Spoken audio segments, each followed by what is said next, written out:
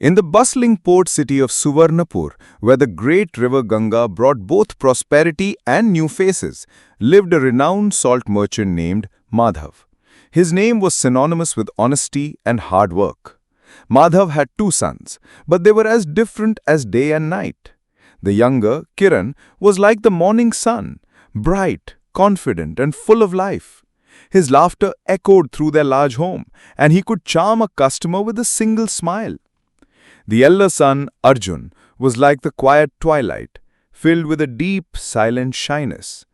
From a young age, the weight of his father's expectations and the effortless charm of his brother had woven a cocoon of doubt around him. In the crowded marketplace, while Kiran's voice boomed as he haggled and joked, Arjun's words would get caught in his throat. He would fumble with the scales, his hands trembling under a customer's impatient gaze.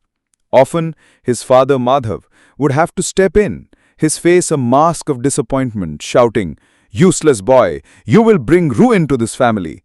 Look at your brother and learn something." These public rebukes were like stones thrown at his fragile spirit, each one leaving a bruise. As the years passed, this shame seeped into every corner of Arjun's life. His studies suffered. In exams, the words he knew by heart would vanish from his mind, replaced by a paralyzing fear. He felt like a boat with no rudder, adrift in an ocean of failure, watching everyone else sail confidently towards their destinations. One moonlit night, after a particularly humiliating day at the market, the weight became too much to bear. The echoes of his father's angry words and the mocking laughter of others followed him like a relentless storm.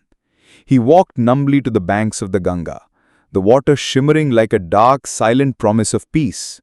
"This life has no meaning," he whispered to the moon, tears tracing paths on his dusty cheeks. "I was born to be a failure. It is better to end it now."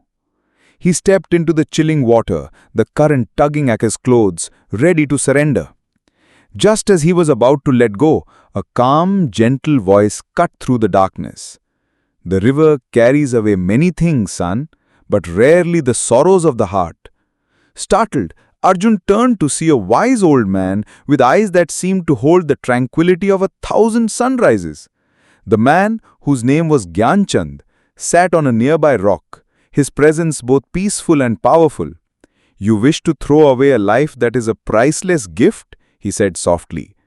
Tears streaming down his face, Arjun poured out his heart, telling the old man of his shyness, his weakness, and the worthlessness he felt. "My own father despises me," he choked out. "The world sees me as a fool. What right do I have to live?" Gyanchand listened patiently, a flicker of compassion in his eyes. When Arjun was finished, he said, "I have the answer to your suffering, but you must earn it. Follow my instructions for 3 days without question. If you do, I promise to bring about a change in your life." A sliver of hope, something Arjun hadn't felt in years, pierced through his despair. He agreed. The first day, the next morning, Gyanchand told him, "Today your task is to go into the most crowded part of the market and speak to 10 complete strangers. Ask them about their lives and write down their stories." Arjun's heart pounded with fear.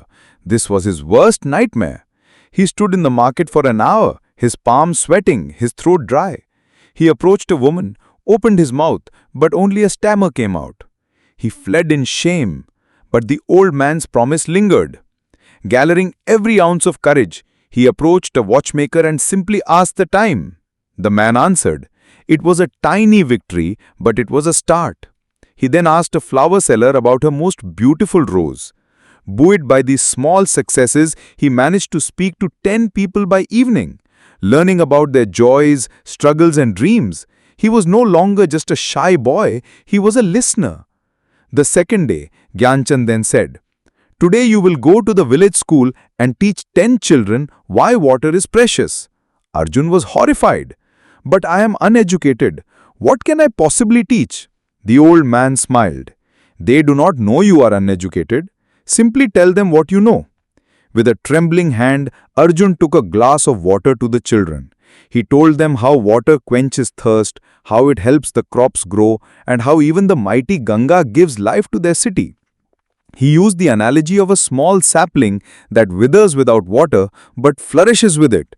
The children, free from judgment, listened with wide eyes and even asked questions.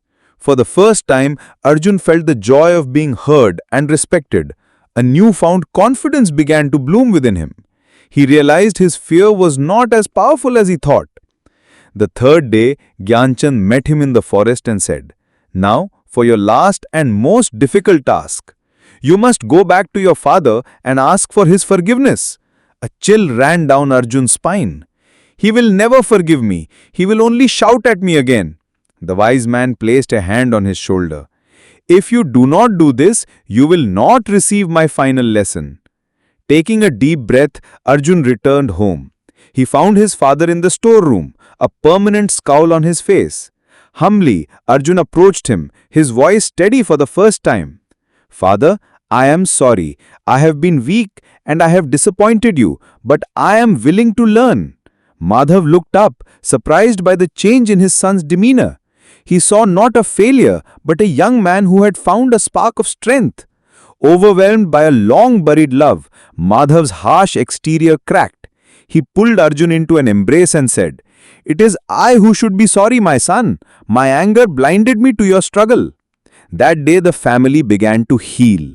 Madhav gave Arjun another chance in the business, and this time, armed with his new confidence, Arjun flourished. He returned to the wise old man. "Tell me now," he said, "what is the secret to success?" Gyanchand smiled warmly. "You have already discovered it yourself. Your biggest enemy was not your shyness, but your fear of your shyness. True strength comes from self-belief. You proved it to yourself." In the years that followed, Arjun, the shy boy, became one of the most respected merchants in Suvarnapur, known not just for his sharp business sense, but for his deep compassion and understanding. He had learned that confidence is not a gift you are born with, it is a fortress you build one small brave step at a time.